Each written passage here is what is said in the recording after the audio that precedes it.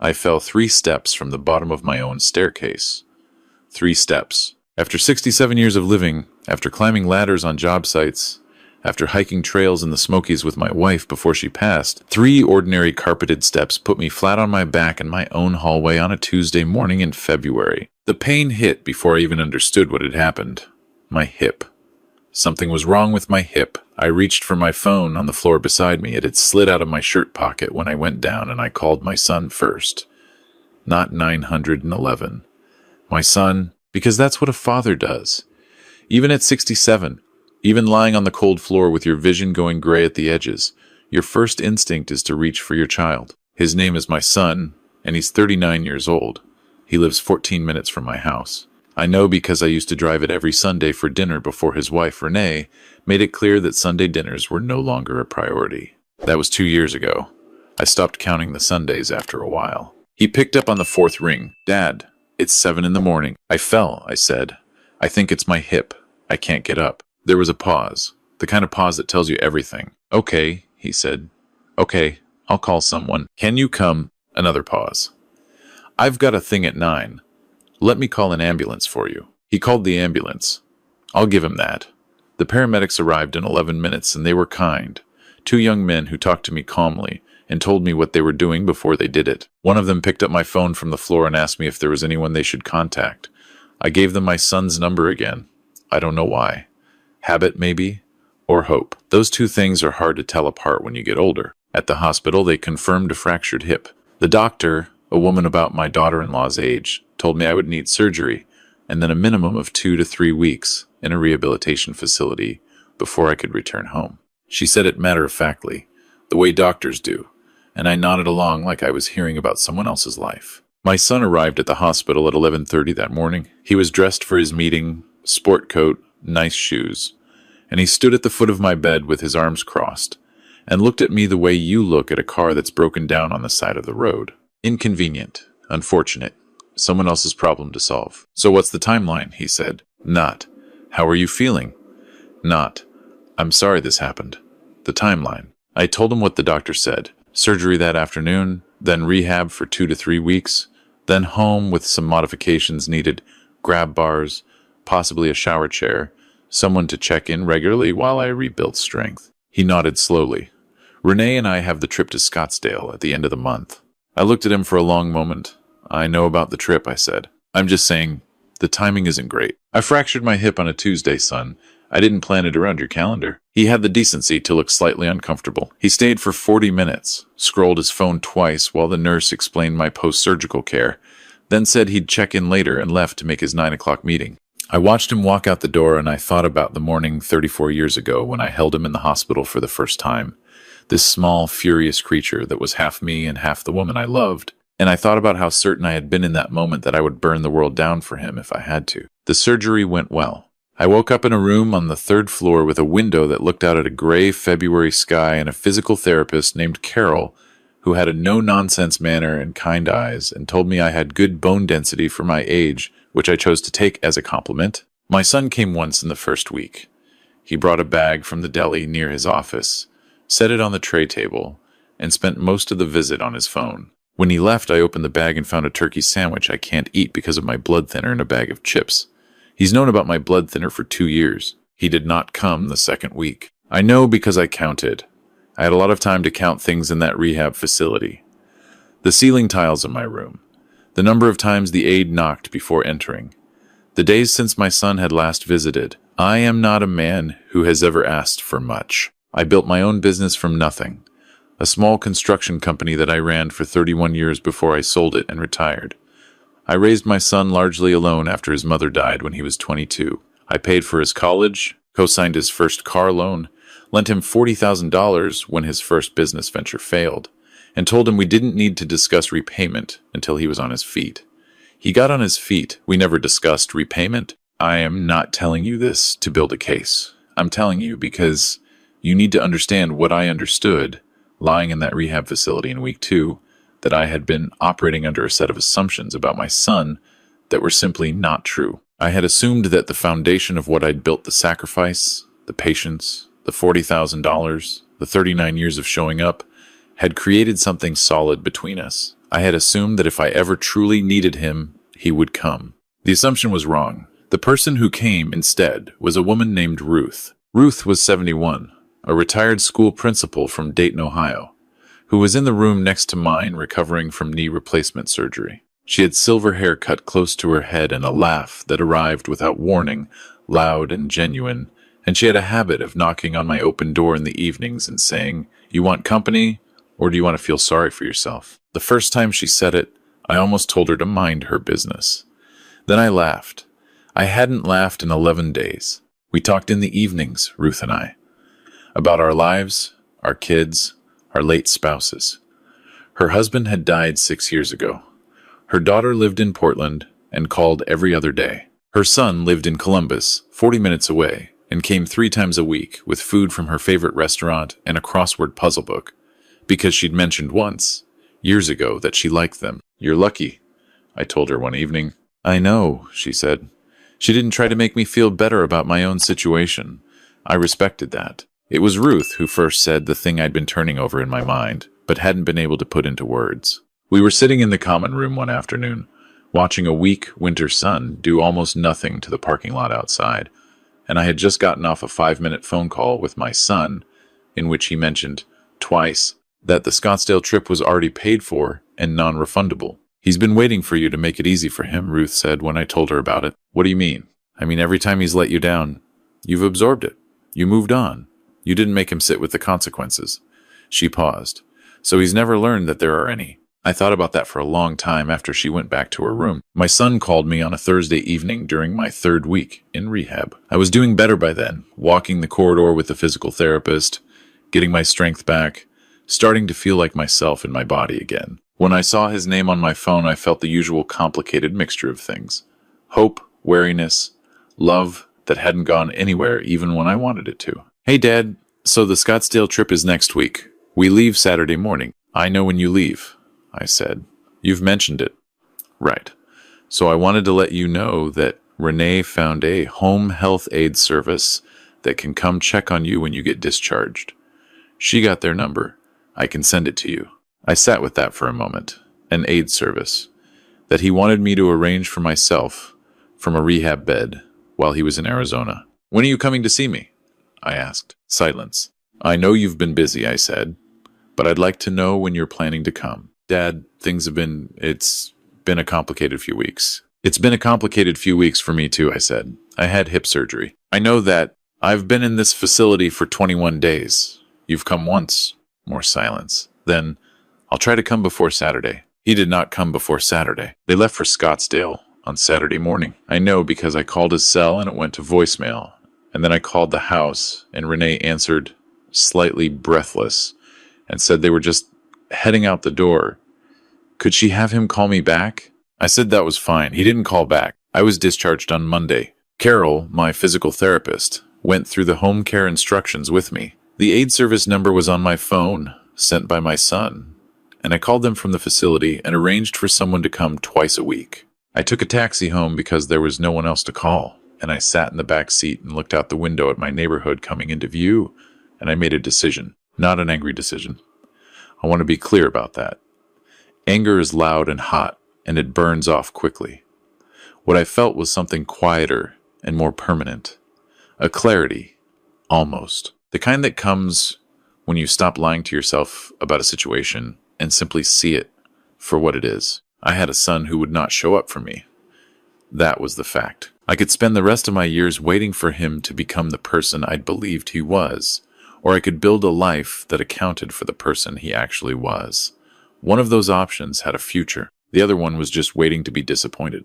I called my attorney the following week. Her name is Patricia, and she's been handling my affairs for 15 years, and she didn't ask unnecessary questions when I told her I wanted to revisit my will and my general estate planning. She just scheduled the appointment. I also called a financial advisor I'd been referred to by an old colleague of mine, a woman named James's referral, as I thought of her, because that's how I heard about her. Her name was Donna, and she was sharp and direct, and helped me understand the full picture of what I had, what I'd built over 31 years of work, and what I wanted to happen to it. What I had was not nothing. The house paid off. The proceeds from the sale of my business, carefully invested. A retirement account. A small rental property across town that I'd bought 15 years ago, and mostly forgotten about until Donna reminded me it had appreciated considerably. I also had a will that left everything to my son. I spent 3 weeks thinking carefully, not reactively. I am not a man who makes decisions in the heat of the moment. That's not who I am, and it's not how I built what I built. I thought about what I actually wanted my legacy to be. I thought about the $40,000, never repaid, and about the Sunday dinners that stopped, and about the turkey sandwich with the chips. I thought about 21 days in a rehab facility and 1 visit. I thought about Scottsdale. And then I called Patricia and told her what I decided. I didn't write my son out entirely. That's not who I am either. But I restructured things considerably. A portion would go to him. A meaningful portion went to a scholarship fund I established at the trade school, where I'd learned my craft at 20 years old, for kids who wanted to learn a trade and couldn't afford it. Another portion went to a local organization that supports elderly residents who are isolated and lack family support nearby, the kind of organization I had needed in February and hadn't known to look for. I added Ruth as a beneficiary of a small personal bequest, because she'd given me something in that rehab facility that I couldn't put a dollar amount on, and I wanted her to know it. I also had the rental property transferred into a separate trust with specific terms. Patricia helped me make sure everything was airtight. She mentioned, gently, that these kinds of decisions were sometimes revisited when relationships improved, and I told her I understood that, and I wasn't closing any doors. I was just making sure that my life's work went somewhere meaningful, if nothing changed. Then I did something I hadn't planned on. I wrote my son a letter, not to announce what I'd done. That wasn't the point. The letter was about the February I'd spent waiting for him. Not accusatory, not a list of grievances. I told him about the ceiling tiles I'd counted. I told him about Ruth and what she'd said about consequences. I told him that I loved him in the uncomplicated way that fathers love their sons, and that nothing about any of this changed that. But I also told him the truth, that I had needed him, that he had not come, and that I had spent a long time making excuses for choices he'd made with full awareness. And I was done doing that. I sealed the letter and put it in an envelope and set it on my kitchen table. I wasn't ready to send it yet. I wanted to sit with it first. My son came home from Scottsdale on a Sunday. He called me that afternoon, sounding relaxed, telling me about the weather and the resort and a golf course they'd played. I let him talk. I asked a few questions. We had 20 minutes of the most normal conversation we'd had in months, and part of me, the part that's still the man who held him in a hospital 34 years ago, felt the warmth of it and wanted to hold on to it. When there was a pause, I said, "I'd like you to come over this week. When you have time." "Sure, yeah. Maybe Wednesday?" "Wednesday works." He came on Wednesday. He looked tanned and healthy from the Arizona sun, and he stood in my kitchen, and I made coffee. And we sat at the table the way we used to sit on Sunday mornings when he was in high school, before everything got complicated, and for the first 10 minutes, it felt almost like that. Then he looked at the envelope on the table. "What's that?" "A letter," I said. "For you. But I want to talk first." So I talked. I told him what I had told him in the letter, but out loud, face to face, which is harder and also more honest. I told him about February, about counting days, about 1 visit and a turkey sandwich, about Scottsdale. I didn't raise my voice. I didn't dramatize. I just told him the truth the way you tell a true thing when you've stopped being afraid of the reaction. He was quiet for a long time when I finished. He looked at his coffee cup. Then he looked at me. "I don't know what to say." "You don't have to say anything right now," I told him. "I'm not asking you to explain yourself. I'm asking you to understand something. I needed you. You chose not to come, and I've spent my whole life making it easy for you not to see what that costs, so I'm done doing that." "What does that mean?" he asked. And his voice had an edge in it, the defensive edge I knew. "It means I love you, and I'm not going anywhere. It also means I've made some changes to make sure my life and what I've built are taken care of appropriately, regardless of what happens between us." I nodded at the envelope. "That's all in there. You can read it at home." He took the envelope when he left. He didn't say much else that evening. He called me 4 days later. His voice was different, quieter. He asked if we could talk again, and I said yes. And he came back on Saturday morning without Renee, just himself. And he sat at my kitchen table and he was more honest with me than he had been in years. He told me that he hadn't known how to be present when things were hard. He told me that watching me in that hospital bed had scared him, and that the fear had made him disappear instead of step forward, which he understood. Now that he said it aloud, made no sense. He told me he was sorry. Not in the quick surface way people sometimes apologize to end a conversation, but slowly, with pauses, like a man who is actually accounting for something. I listened to all of it. I didn't tell him about the will. That wasn't the point of the letter, and it wasn't the point of this conversation. The point was that we were finally talking like two people who were telling the truth to each other, and that was something I hadn't felt with my son in a very long time. I told him the $40,000 no longer needed to be repaid. He started to object, and I held up my hand. "That's not a gift," I said. "That's me closing a chapter. We're not keeping score from here forward. But we also can't pretend things are fine when they aren't. If you want to be in my life, I need you to actually be in it. That means showing up. Not perfectly. I'm not asking for perfect. I'm asking for present." He nodded for a long time without speaking. Then he asked if he could come for dinner on Sunday. He came Sunday. He's come the last 4 Sundays in a row now. Sometimes he brings Renee. Once he came alone and we watched a game and talked about nothing in particular for 3 hours. And it was the best evening I'd had in longer than I could remember. I don't know what the future holds. I'm 67 years old, and I've learned enough to know that people change slowly, that patterns run deep, and that hope and habit are still hard to tell apart sometimes. But I also know this.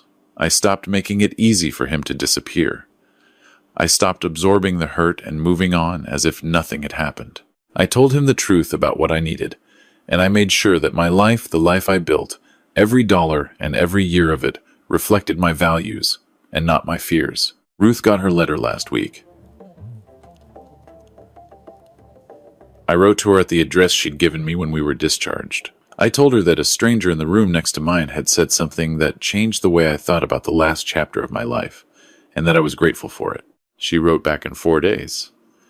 2 pages, handwritten, in the clear looping cursive of a woman who spent decades writing on blackboards. She said she was glad I was walking without a cane now. She said her son had driven her to a farmer's market the previous Saturday, and they'd eaten apple cider donuts in the cold, and she'd thought about me, about the conversation in the common room, about how sometimes the thing that helps you most arrives from completely unexpected directions. She said, "Take care of yourself, because you're worth taking care of."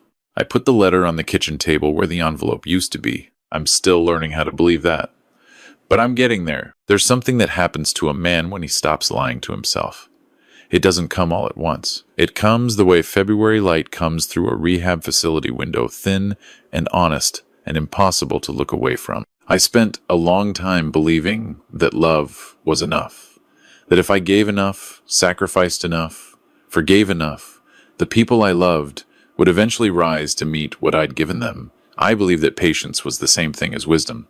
I was wrong about that. Patience without accountability isn't wisdom. It's just a longer way of teaching someone that their choices have no weight. Every time I absorbed the hurt and moved on, every time my son didn't show up, and I told myself he was busy, he was stressed, he didn't mean it, I was making a choice too. I was choosing his comfort over my own dignity. And what I understand now, lying in that rehab bed counting ceiling tiles, is that a man who never demands to be treated with basic decency will eventually stop believing he deserves it. That's not humility. That's erosion. What changed for me wasn't the fall. The fall was just the moment the truth became too large to step around. What changed was that I finally looked at the pattern clearly, not one incident, not one missed visit, but the whole shape of things, over years, and I let myself see it for what it was. That is what I mean by honesty. Not cruelty, not keeping score. Just seeing the truth and refusing to negotiate it away, because the truth is inconvenient. The hardest part wasn't changing my will or writing the letter. The hardest part was sitting across from my son at that kitchen table and telling him the truth out loud, calmly, without anger, without drama, just the plain facts of what had happened and what it had cost me. That took more from me than anything else in this story, because I love him. I have always loved him. And love makes honesty dangerous because you're risking something real every time you tell a true thing to someone you can't afford to lose. But here's what I've learned. The risk of honesty is smaller than the cost of silence. Silence doesn't protect a relationship. It just postpones the accounting. And the longer you postpone it, the higher the interest gets. My son is showing up now, 4 Sundays in a row. I don't know if it lasts. I'm not naive enough to call it fixed. What I know is that we are finally talking to each other like two men who are telling the truth. And that is something I haven't had with him in years. It came at a cost. Everything real does. I think about Ruth sometimes, the woman in the room next to mine who laughed too loud and asked hard questions and gave me more in 3 weeks than most people give in a decade. She didn't fix anything for me. She just refused to let me lie to myself in her presence. That's the best thing one person can do for another. If there's anything worth taking from what happened to me, it's this. The life you build is yours. Every dollar, every year, every sacrifice yours. You do not owe anyone a legacy that doesn't reflect what you actually value. And the people in your life deserve the truth of who you are, what you need, and what you will no longer accept. Not because it's easy, because it's the only version of a relationship worth having. I'm 67 years old. I walk without a cane now. I have a letter from Ruth on my kitchen table and a son who came for dinner on Sunday. That's where I am. And for the first time in a long while, that feels like enough.